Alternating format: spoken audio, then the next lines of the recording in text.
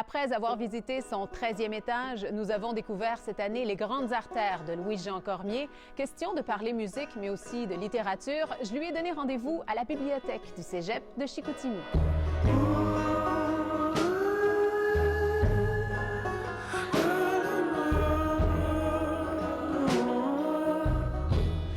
Salut Louis-Jean Cormier. Salut. C'est vraiment un plaisir de vous retrouver dans ce lieu magnifique, tellement inspirant.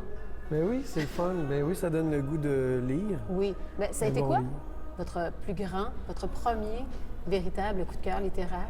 Ah, dans ma vie? Ouais. Écoute, c'est un livre que Stéphane Bourguignon avait écrit il y a longtemps, qui s'appelle, si je me rappelle bien, La valeur de sable.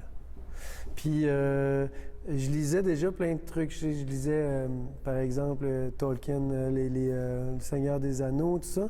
Puis, j'avais lu ça, qui était un livre vraiment plus comme littérature un peu jeune, ado, là.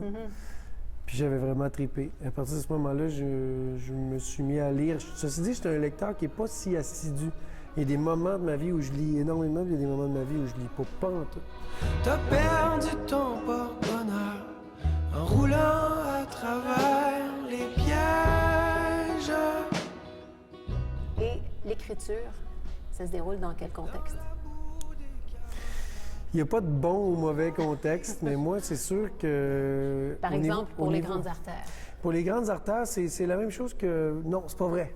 J'allais dire c'est la même chose que toujours, mais pour les grandes artères, j'ai eu besoin de me reculer un peu, de m'isoler, de me booker. C'est la première fois de ma vie que je faisais ça, booker un chalet, aller écrire tout seul dans un chalet. Tu sais, je voyais tout le monde faire ça. Mais c'est vrai, c'est Puis comme moi, je un me classique. disais, ah, moi, j'ai pas besoin de tout ça. Moi, tu sais, le complexe là, de l'auteur qui a besoin de s'isoler, tout ça. Puis finalement, je l'ai essayé pour le fun et c'est vraiment, vraiment le fun. Je pense que je vais le refaire. Mais ceci dit, moi, l'écriture de mots, les textes de chansons, ils arrivent pas de la même manière que la musique. La musique, c'est comme étendu sur le temps. C'est un fil continu de composition musicale. À chaque jour, à chaque 2 jours, j'ai quelque chose. Je remplis mon téléphone cellulaire de petits mémos vocaux, de guitare, tout ça. Mais quand j'écris des mots, j'ai besoin plus de me botter le cul, entre guillemets. Vous avez réalisé cette année Oui. l'album de notre Philippe Braque national. Aïe, aïe, aïe. Oui. Ça a été une aventure. Ah, plus jamais. Plus jamais. Non, c'est pas vrai. J'ai vraiment eu du fun. Mais j'ai eu un sentiment vraiment fort en travaillant avec Philippe, c'est-à-dire avoir un bâton de dynamite entre les mains. Je me disais, il va y avoir quelque chose là. Tu sais. Je pense qu'on risque de le revoir pas mal dans les prochains temps. Je n'ai jamais rencontré le coup de foudre politique. Jamais jusqu'à hier. Vous avez été derrière un projet artistique concernant la région, mais aussi un projet politique.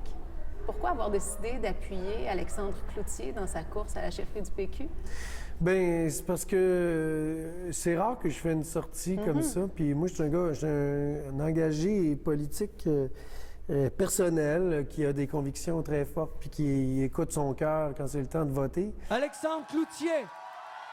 J'ai rien contre Pierre-Carl Péladeau. À ce temps-là, tu sais, on voyait que ça jouait du coude puis tout ça. Puis je suis très proche de Pierre-Carl puis de Julie puis tout ça. D'ailleurs, j'ai eu à m'expliquer pas mal au téléphone avec Julie, entre autres. Mais c'est parce que rendu là, ça se discute pas, ça se négocie pas. C'est un coup de cœur, c'est un coup de cœur, on y va. Puis c'est un gars que j'aime. C'est un gars avec qui j'ai le sentiment d'être ami proche d'un politicien qui est très intelligent, qui est près de ses convictions puis qui a vraiment le goût de faire des grandes choses. Veux-tu sortir de la roue pour changer d'air? En terminant, Louis-Jean Cormier, je vous ai entendu récemment parler de votre intérêt pour l'animation. Oui, j'ai dit ça. Est-ce qu'il y a des projets? Ou vous avez lancé Je sais ça en pas l'air pourquoi comme ça? ça arrive comme ça dans ma vie. Il y a des choses comme ça. C'est comme j'avais le goût de faire de la moto, là j'ai pris mon permis de moto. Je sais pas pourquoi. Puis j'ai le goût de faire de la voix, je veux prendre des cours de voile. Puis là, j'ai dit, mais il semble que je pourrais être un bon animateur télé ou radio. Puis finalement, il y a des projets qui arrivent. J'ai plein d'appels. Je sais pas pourquoi. Je suis très tourné vers les jeunes. J'aurais le goût de faire quelque chose, je pense, pour... peut-être même pour VRAC TV ou quelque chose, pour aller chercher les jeunes. Parce que les jeunes sont laissés un peu à eux-mêmes dans toute cette liberté folle d'Internet et de consommation musicale numérique. J'ai l'impression que d'aller vers eux puis de dire « Hey, écoutez, regarde, il y a quelque chose qui se passe ici au Québec et on fait de la musique. C'est sûr que ça aurait rapport avec la musique, ça c'est sûr. En attendant, il y a encore quelques dates de tournée. Ouais, Oui, hein? j'ai du pain sur la planche. Merci. C'est toujours Merci. un plaisir. Ça fait plaisir.